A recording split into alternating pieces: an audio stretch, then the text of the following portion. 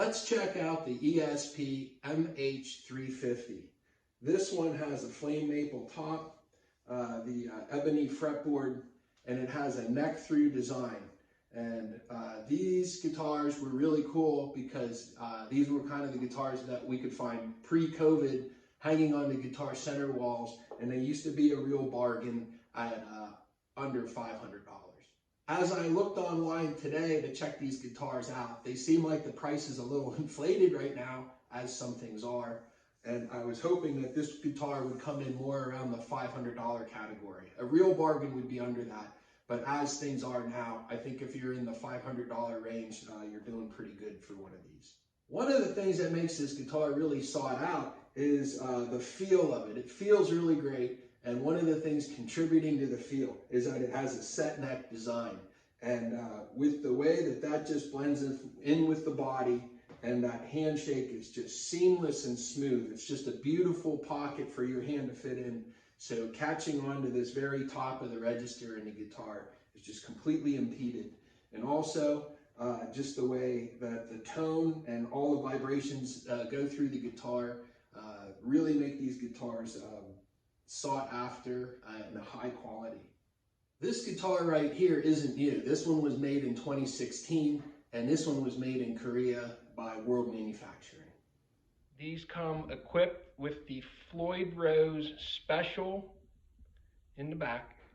The trem arm has the cap screw. EMG 81s and 85s. It's an 81 in the bridge, 85 in the neck. A three-way blade switch, volume and tone knobs.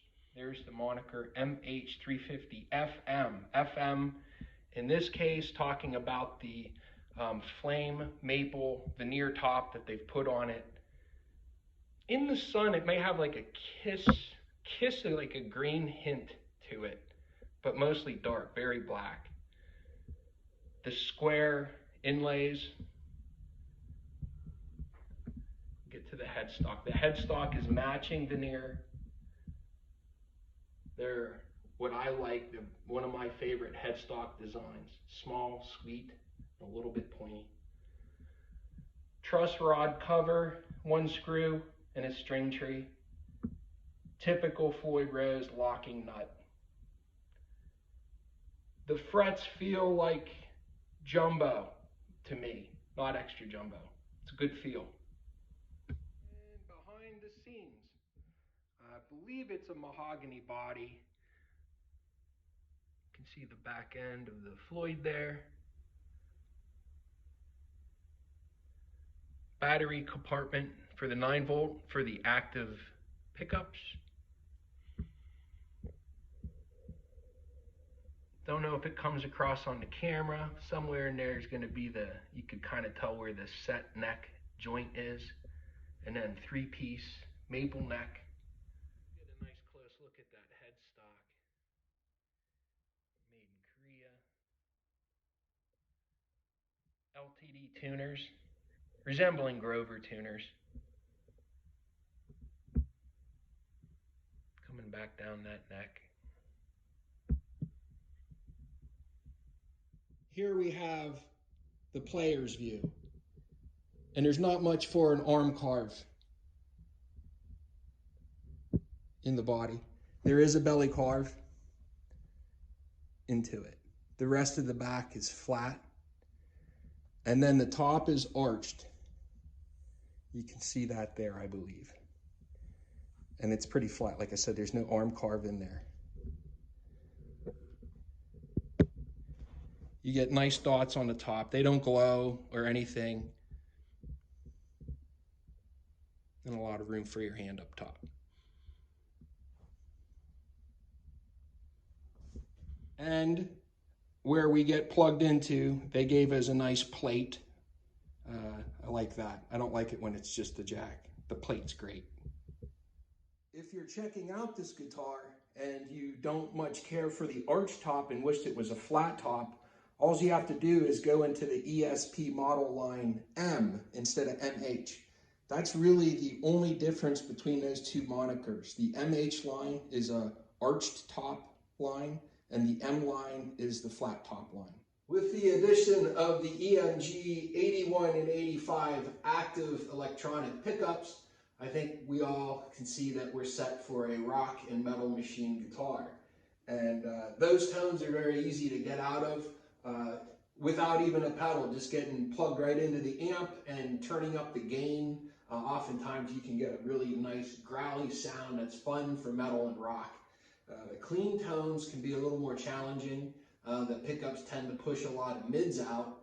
And once again, I know that I don't have the greatest sound quality on video, but I'll try to give you a couple quick samples of the clean channel and a quick one of the dirty channel, and then you can hear for yourself the type of voicing that this guitar has. We'll start our adventure with the bridge pickup, and we'll have the volume on full, and I'll start with the tone knob here is full. Here's about a quarter back and rolled off.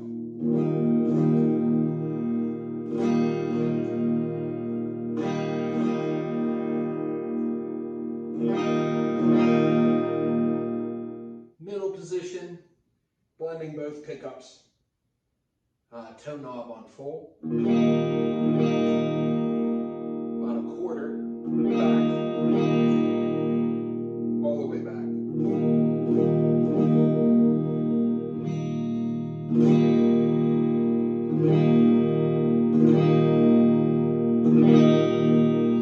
And here we have the bridge pickup. Tone on full. Quarter of the way back. We'll roll through it.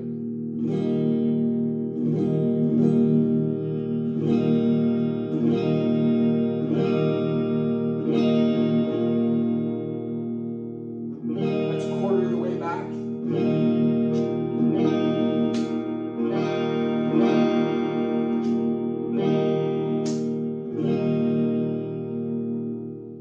I'll start at the bridge and I'll work my way back up to the neck.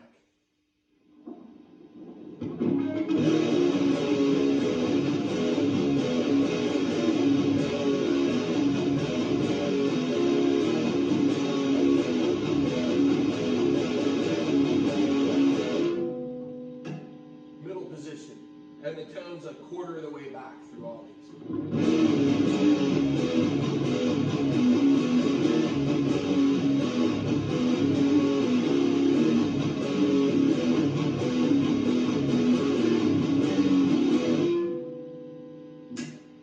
Neck.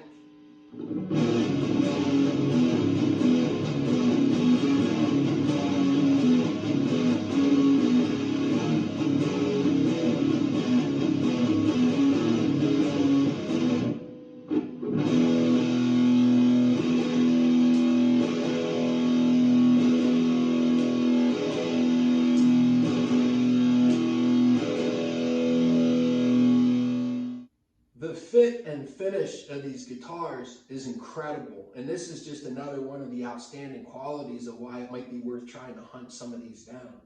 The neck feels like it came off of a $1,000 guitar. It's just incredible. There's nothing to address on the sides of the frets, and the fretboard itself feels great, and the truss rod they're extremely reactive. They're easy to get into. These guitars are a player's guitar. The handshake just feels great on this guitar with that set neck design. It makes you want to pick it up and play it for a long time. I mean, they even gave you the EMGs in it, so where did they skimp out? Where a little bit of it is in the Floyd Rose Special. And these, you shouldn't shy away from these. I mean, they're okay. Some of the materials that they use is where it gets a little questionable. The block itself may have been out of some like pot metals, you know, or something from the overseas collection of tin cans and whatever they melt down. And some of the user ability to constantly change stuff. Now, if you're a hobby guitarist, an intermediate guitarist, gigging once in a while, these are absolutely acceptable. There's nothing wrong with these. If you know what you're doing, get them locked in, get them in tune, get them intonated, you're fine. You're good to go. If you're at that next level where you're really in and out of these a lot, they offer better materials for tone, which would be one thing.